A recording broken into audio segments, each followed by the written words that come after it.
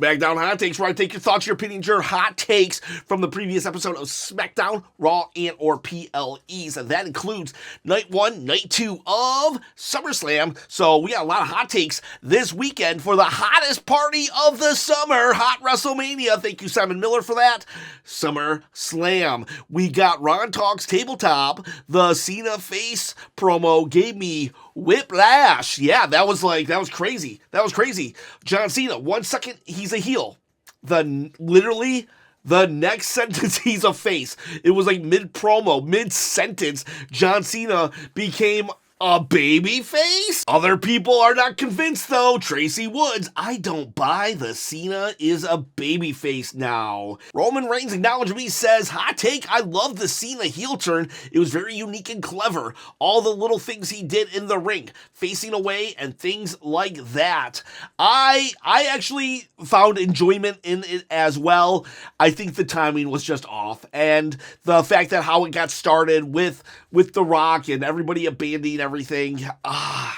While there is value in it, I think there's more value in John Cena being a face. Zion Maniquil says, I think Cena's turning face is a swerve, and he has really turned face at Survivor Series or something. Whew, I'll tell you what, if this is really a swerve, this is on par with what Vince Russo used to do. Let's turn him face, let's turn him back to a bad guy. It was just swerve after swerve for the sake of swerves. And I don't know. If we wait to Survivor Series, that means what? We have like 3 John Cena appearances left, maybe 4, not even. And, well, I mean, if tonight's any gauge of things, at any point, fans are willing to forgive him. Literally, I'm not even joking. The moment John Cena turned face, I was like, is this real? Is this legit? He sounds like a face. And then within 10 seconds of saying that, I'm like, I forgive him. I forgive everything. John Cena, you're awesome. And I was on board. So if John Cena is actually still a heel and we wait until he has only like 2 appearances left, if tonight's any indicator, we'll forgive him like that. And I know I will. I know I will. It was so good to see John back. It was so good to see John Cena back. I was a hater back in the day, but you know what? We change, we grow, and I can now appreciate how awesome and amazing John Cena was. Was he perfect? No. I wish he went to buried the Nexus. I'm not gonna sit here and say, oh, that was a great decision, but I'm also not gonna say that I was wrong about how great and amazing John Cena really was back in his prime. And then we got Rick Jelly. Hot take!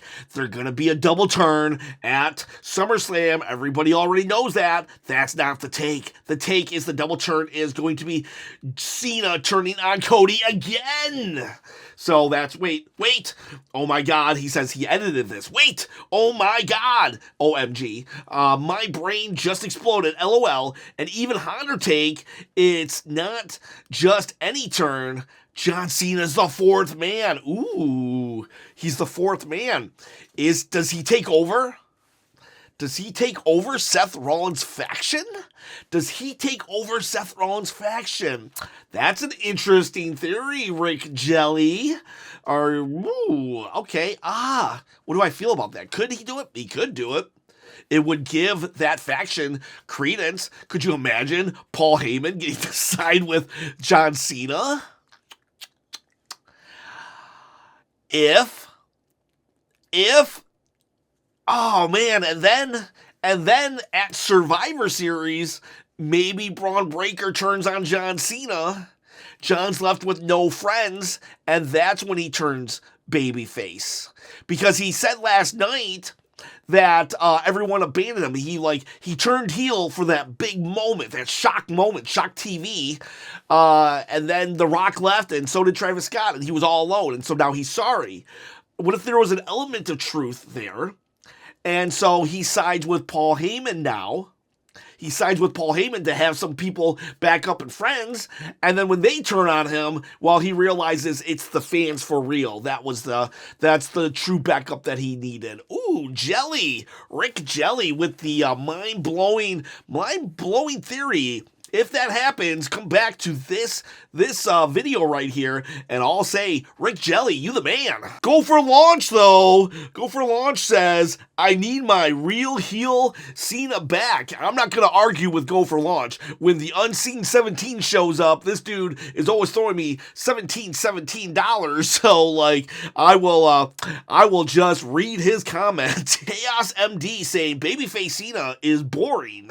Babyface Cena was boring for about 10 or 15 years. I will say that, or maybe a little just a little lackluster, even though now I do appreciate it, but I don't know. There's just something about, if he's leaving, I want to high five him on his way out, not thumbs down him on his way out. And I think his heel run hasn't really landed as strong as it should have. It did not land like a Hollywood Hogan. It landed more like a Austin turning heel, and then it just doesn't fully launch into the outer spaceness of outer space. It kind of just it got Austin and Cena, their heel turn got into the stratosphere of Earth's orbit, while like Hollywood Hogan went all the way to it's the Hubble telescope. It's way out there in outer space. This heel turn just was not as impactful as it should have been. Shazab Hassan, WWE really shot themselves in the foot by having Unreal premiere right before they blamed The Rock for the botch heel turn in storyline. I have a theory. Honestly, I think Jey Uso's Royal Rumble win and the shock of John Cena turning heel was solely for Unreal. I think it was for the Unreal documentary, and if that Unreal documentary hadn't been going on, CM Punk would have won the Royal Rumble and John Cena would have never turned. Honestly, I believe that. I believe that because I think they were just trying to get us some really cool content. And I don't know if the documentary people had a hand in it, but I think maybe Triple H saw it that way. So that, I don't know, but yeah, it's just weird that now that the documentary is out, they instantly turn John Cena face again. So, I don't know. Coincidence? Where there's smoke, there's fire. And where there's a title on my shoulder, there's a chance to win it. You boys and girls, you can win this title on my shoulder. All you got to do is comment below. At 20,000 subscribers, I'm going to give it away for a random comment from a random video. So, comment on this video, subscribe to this video, and hit that bell, ding, ding, ding, notification, and you can win said belt while I try to quit the day job. You can win this. All right, so let's talk about some other stuff that happened on SmackDown. We got Major Mario. Love Major Mario. There's Minor Mario, Major Mario. Does Major Mario eat the mushroom? That's why he's a major. There's the minor. We have LA Knight is nowhere to be seen. I think the U.S. title reigns and his feud with the Samoans is going to be his glass ceiling. Oh, that hurts. That hurts. You know what hurts the most? I think you might be right. God, I hope I am wrong. I hope I'm wrong. Honestly, it wouldn't make sense for him to just take over Seth Rollins' faction, but if they can make it happen, I wouldn't mind, because it doesn't make sense because he doesn't have enough wins under his belt. Why would Braun Breaker listen to LA Knight? But God, what happened? What happened? Why? Skywalker 3, the lowering of the cage. There was a steel cage and it lowered, and then it just stopped. Stopping, then the dude says, just in time, should have saw my face palm. Yeah, everybody, this is from Alfonso, everybody and their mama, somebody better call my mama, had a chance to enter the steel cage on how much time they left it open after Fatu entered. Yeah, it was, there was a lot of time. That was, they need to work on that. They need to work on their timing issues. Ivo wants to see Cody turn heel. Ivo 33. That's a possibility. That's a possibility. Right there to tomorrow. Let's see that. Tiz Mickey, is it just me or did Cena's face turn kind of feel out of nowhere? I get he was turning, but to go full on face now is a little weird. I guess now that confirms Cody is turning at SummerSlam. It did feel out of nowhere. Maybe they were just like, all right, guys, it's done. We needed to wait till Unreal was at least released, but now it's time to move on. I'd rather them just hard reset than just continue to beat a dead horse. I get it. There are fans of the John Cena heel turn, and I'm actually a fan of it, but I'm going to be much more of a fan of just cheering John Cena. I need to celebrate John Cena. He's been such a part of my life. I love the stuff he's been doing as a heel, but I wish he would have done that like 10 years ago. I need to celebrate John now. So it did feel out of nowhere. I 100% agree with that. And normally I would say we shouldn't do stuff like that, but there's exceptions to every rule, and I'm going to make an exception for this one. We got Tiz Mickey. Wait, where's R-Truth? Why was Priest getting attacked and he didn't even show up? Where is R-Truth? Where is freaking R-Truth? And you're right about that. Priest, this whole feud is based on Priest sticking up for R-Truth, and he's doing nothing. Come on, Ron. Come on, Ron. And I get it. Like, I'm glad we hired him back. I am glad we got that victory, but I can clearly see they just hired him back to shut us up because they've done almost nothing with him, and we did shut up. We moved on, and so good for us for getting the guy a paycheck, but, bad on WWE. The guy was red hot. Donatello Leonardo, I'm a Damian fan, and I really don't like his booking right now, even though I understand why he can't be in the title scene while John is around. This is something I was worried about when they moved him to SmackDown. Yeah, at first, coming to SmackDown was it seemed like a breath of fresh air, and now it seems like, I don't know, he's in purgatory. It's like, whoa, what is he doing? Yeah, I don't mind him fighting Black, but I don't know. He's just... Where is he on the card? Is he a low main eventer, a high mid-card guy? But, what's he doing? Literally, this feud is, like I said earlier, based upon him sticking up for R-Truth, who never asked for him to stick up for him. That said, as much as I don't love Aleister Black program, I think that people who are saying that he's buried might be missing is that him getting beat down with the chair last night is a way better way. So he's saying that just him losing this confrontation is not a big deal. I agree with that too. Damian Priest, I know I say this a lot, just turn him heel, but he needs to be heel. The dude is just a heel. But if they're going to keep him a face, him getting beat up also does help him because he gets sympathy at least. I don't know, he's just too tall. He's just too tall for my sympathy. He needs to be a heel so I can hate him. Tall, beefy dudes need to be heels for a long time. Mr. Beard, it's too predictable these days. I would say a lot of tonight was predictable, but not that face turn. I was not expecting the face turn from John Cena. Now, I'm choosing to believe it because I really want to cheer John, but I could definitely see John playing us for fools. And if he does turn at SummerSlam or he goes back to being a villain and this was all just a trick, then that is a little too predictable. I will say that. But if he is a face and he just stays face, then last night that face turn unpredictable. Money on repeat. Damian Priest is done. I say that because Aleister Black needs the win more. They're probably just going to go back and forth. It's going to be win, and then loss, and then win. And now I don't know who gets the final win. I bet Priest is the one who stands tall, with Black earning his respect. Michael X6, Zelia Vega just looks tiny and looks unrealistic. She's way smaller than the other women, and sometimes it can take the realism out of it, which I know WWE likes to do that a lot already, but it takes it away in the middle of the match. I could see that. Rey Mysterio, everyone points to Rey Mysterio, and he's kind of the exception to the rule. But there's moments when it's like Rey Mysterio versus The Big Show, and come on. I know he's the biggest little guy in history, but come on, let's be real here. Come At Me Now does say that she is a great manager. Wrestler, not so much. She's a decent wrestler, but she's a better manager. And then Double O Bandy says, what about Ray? There you go. See, instantly, what about Ray? But I'll say this, if she was a heel and was just cheating all the time, then it's different.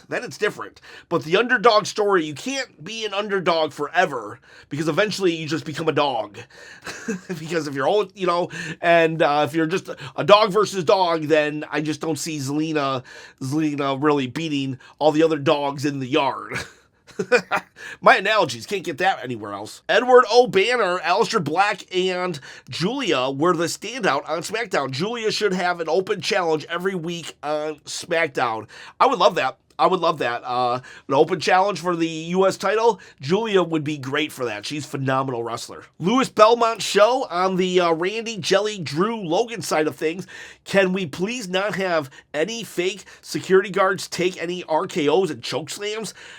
This is getting too repetitive when it comes to Randy Orton. Guess he didn't learn the 2 times he was fined by Nick Aldis. Yeah, I guess, yeah, I can see that. TTJC, I love that the 2 New Yorkers lost in Jersey. Something about that makes me laugh. I'm not sure what you're talking about here, to be honest with you. Sometimes I'm live streaming, so I miss some little nuances. So I'm just gonna who were the 2 New Yorkers? They was it Paul and Logan? Or no, Logan's from Ohio. Jelly and Randy, they were driving, so it could be that. That could be that. Anthony Blakely, the triple A tag team title match was welcome change of pace in a good go-home show for SmackDown. It was a welcome change of pace. I did enjoy it. My only issue is that I think it's confusing for new people. Now there's the TNA title in NXT, and now there's a AAA title being defended on WWE. This was one of my beefs with AEW. Too many titles, and now there's too many titles. But that said, in a vacuum, I liked it. I enjoyed it. Come at meow. I feel Jade is going to lose her mystique if she wins the main title. Have her lose, crash out, and destroy Julia, setting up Jade to be the middle card title holder and get some heat. I see where you're going with that. I'm kind of 50-50. I think if she loses to Tiffany, it almost feels like she has to win because then she loses her aura. But if Naomi could cost her if Naomi could cost it for her, or maybe even Bianca somehow, some way, Jade could crash out. You're right. And then she could have a super dominant mid-card run. And that would actually keep her mystique if she could just be I'm talking super dominant, like a Gunther run with that US title. And yes, they did kind of do that with her with the TBS title in AEW, but WWE and AEW, we steal each other's ideas no matter what anyway, so maybe there's value in what you said if they can figure out a way for Tiffany not to win clean. Or have Tiffany turn heel here. Because she's way better as a heel, and then Jade can go and, there could be some blow-off triple threat where Jade eventually has to leave the title scene, and then she targets Julia. There you go. Yeah, you know what? I was not a fan of your comment until I really thought about it, and I could see that, and that would actually help a lot. Carmichael says he thought this was the best SmackDown in a long time, aside from the cage being lower too slow, that botch. Everything hit hard. I popped when the Iguana Man and Crazy Clown came out. Yeah, Mr. Iguana and Psycho Clown.